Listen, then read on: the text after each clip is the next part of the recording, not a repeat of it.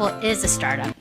And if you asked us what is our wholeheartedness, is that we really want to bridge the mobile gap that we see out there with publishers right now. And so today I'm talking about transforming mobile from a cost center to a profit center.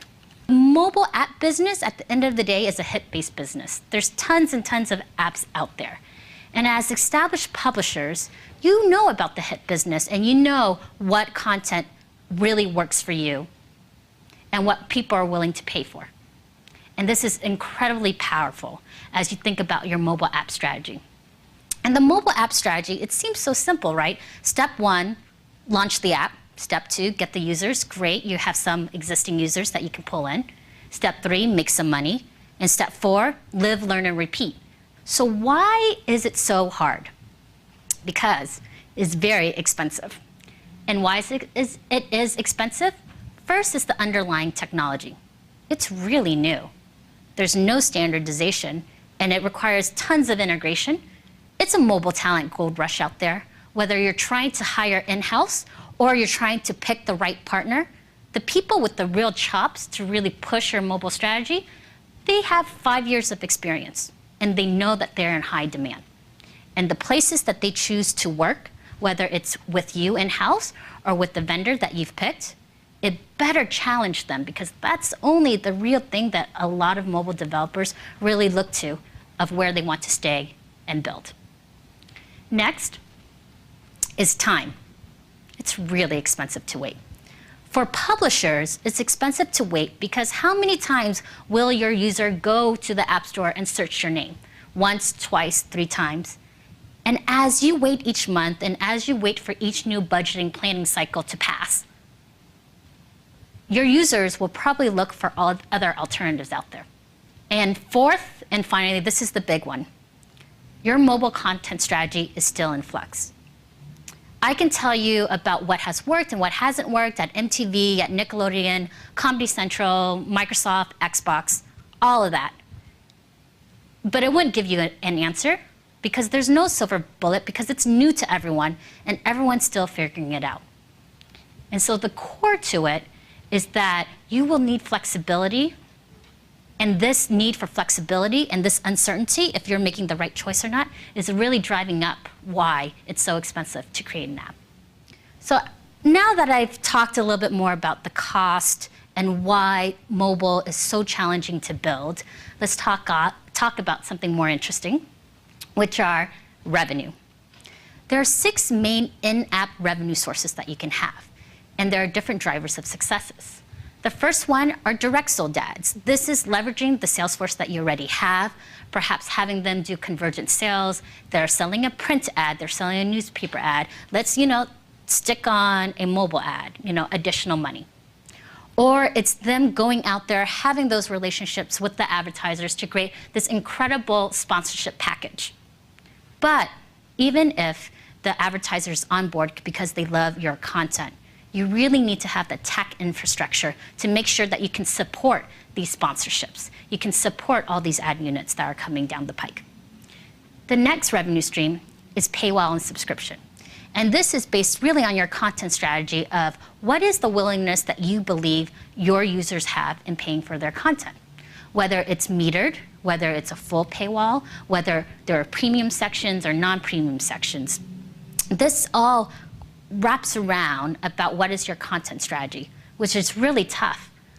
But underlying that is also technology, in which as a user, once I've decided that I'm willing to pay for the content, I want a single user login.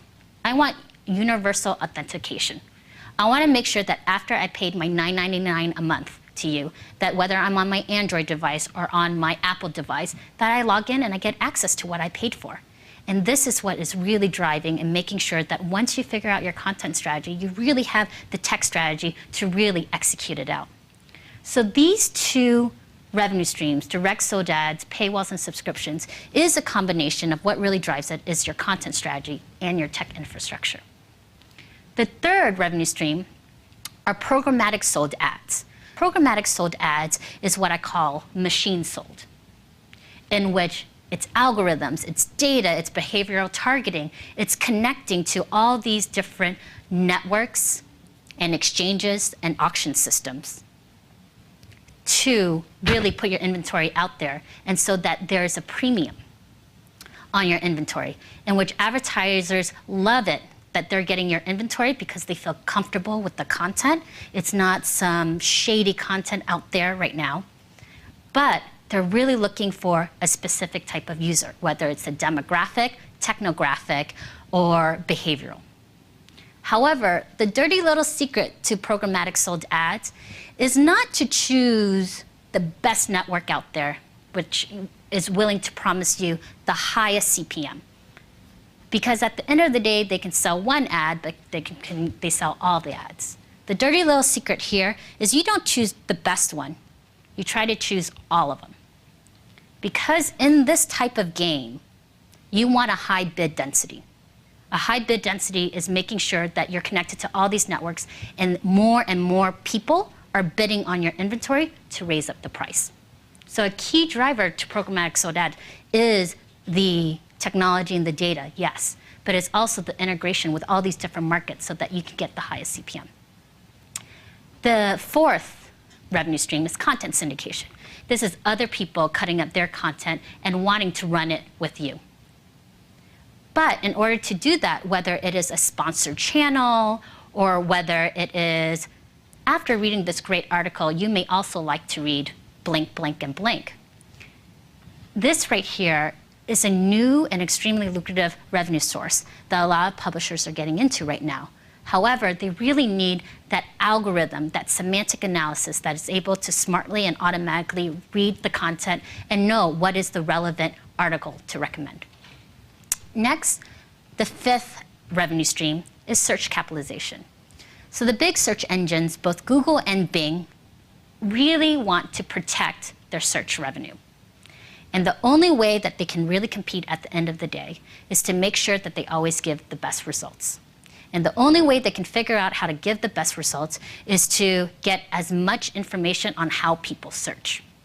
And if you build this into your app, you're giving your consumers what they already want, a feature that naturally they just want, but you're also getting a revenue source. Finally, the sixth one is e-commerce, and some people call it affiliate revenue. This is being able to make it as easy as possible for your consumers, upon reading perhaps a book review, a concert review, to buy that book via Amazon or buy that ticket via Ticketmaster or StubHub, or go on and get a Groupon coupon. This requires you to have an algorithm, semantic analysis, that really is able to read your content and know which sort of e-commerce links you need to link within your text. So the bottom four revenue streams are really driven by your tech infrastructure, which leads me to the mobile truth that I fundamentally believe. Your mobile profitability will succeed or fail based on the strength and flexibility of your technology. At the end of the day, we are a mobile technology company with the publisher mindset, and we built the first integrated native mobile publishing app to really help publishers bridge that mobile gap that they see out there.